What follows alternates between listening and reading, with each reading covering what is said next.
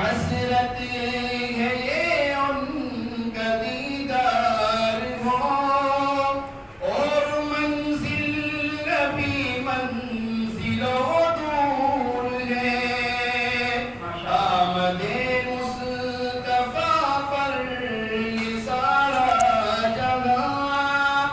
آج خوشیوں میں اس درج مسرور ہے، رات میں کی ہوئی چاند گھستا ہوا، جس طرف دیکھیے نور ہی نور ہے۔ بہت بہت شکریہ، آپ حضرات نے بڑی توجہ کے ساتھ اس کلام کو سنا۔ یقیناً نعت کا کہنا، نعت کا سننا،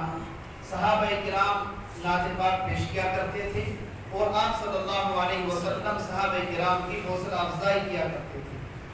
تو نعت کا سننا یہ بھی عبادت، سنانا بھی عبادت، شرط یہ ہے کہ درجے کے حدود کے اندر ہو، یعنی اشعار ایسے ہوں کہ ان میں کوئی شرکی یا کلمہ نہ ہو، اور